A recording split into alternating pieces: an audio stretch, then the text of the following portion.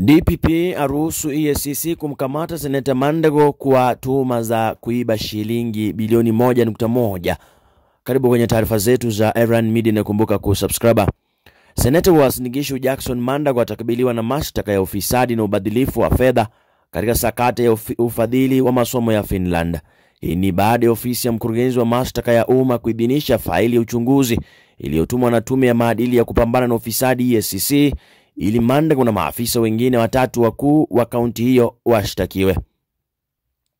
Aliyekuwa gavana wa Uasin Gishu ambaye sasa ni seneta atashtakiwa miongoni mwa mashtaka mengine kula njama za kutenda kosa la uhalifu wa kiuchumi, matumizi mabaya ya ofisi, uvunjaji wa uaminifu, kujipatia mali ya umma kwa njia ya udanganyifu na kutoa hati ya uongo kinyume na kifungu cha 353 cha kanuni ya adhabu.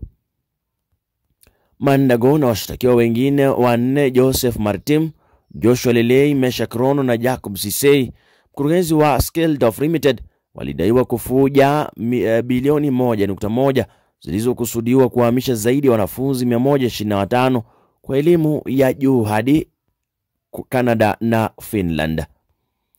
EACC imekuwa ikichunguza mpango wa ufadhili wa shilingi bilioni 1.1 ulioanzishwa na serikali ya kaunti wa Uasin Gishu wakati wa enzi za Mandago.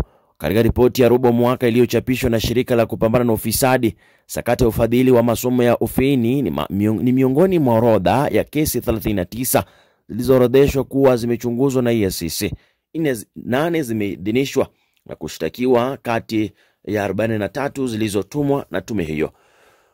Uchunguzi wa EACC unaonyesha kuwa shilingi milioni 284.4 zililipwa kwa vyuo vikuu nchini Ufini na Canada, shilingi milioni 315.9 zililipwa kwa mashirika ya kigeni, shilingi milioni 50.7 zililipwa kwa mashirika ya ndani na shilingi milioni 308.9 nyingine shilingi milioni 74.2 hata hivyo zilitolewa pesa taslimu hazijulikani ziliko.